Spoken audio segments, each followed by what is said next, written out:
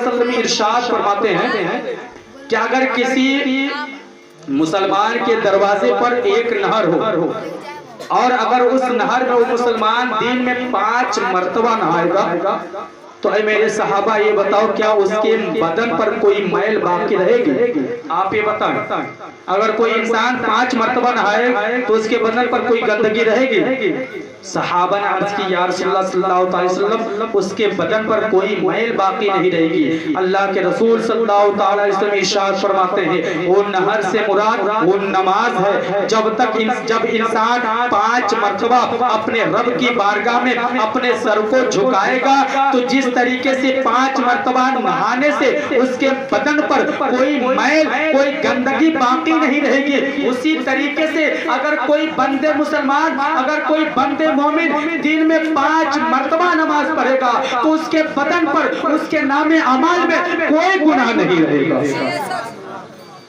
ایک اور مثال پیش کرو، اللہ کے رسول صلی اللہ علیہ وسلم پتجھڑ کا موسم ہے، اللہ کے رسول صلی اللہ علیہ وسلم چند صحابہ کے ساتھ صحرا کی طرف نکل پڑتے ہیں،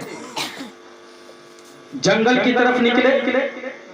آپ نے کیا دیکھا کہ ایک پیڑ پر چند پتیاں ہیں، آپ نے اس پیڑ کے ایک ڈالی کو پکڑ کر ہلایا، جیسے ہی ڈالی کو ہلانا تھا اس ڈالی کی تمام پتیاں زمین پر گر گئی۔ کہتے ہیں سبحان اللہ۔ اللہ کے رسول فرماتے ہیں اے میرے صحابہ کیا تم سمجھ سکتے ہو؟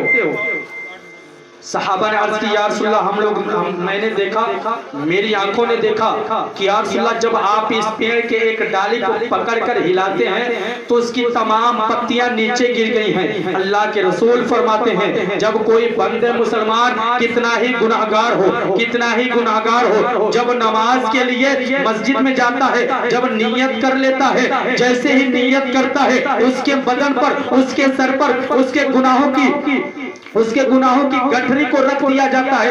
گناہوں کی گٹھری کو جیسے رکھا جاتا ہے جب مسلمان رکوع کرتا ہے تو اس کے گناہ کی گٹھری نیچے گر جایا کرتی ہے، پھر جب سجدہ کرتا ہے سجدے کرنے کے بعد پھر کھڑا ہوتا ہے پھر اس کے سر پہ گناہوں کی گٹھری کو رکھا جاتا ہے۔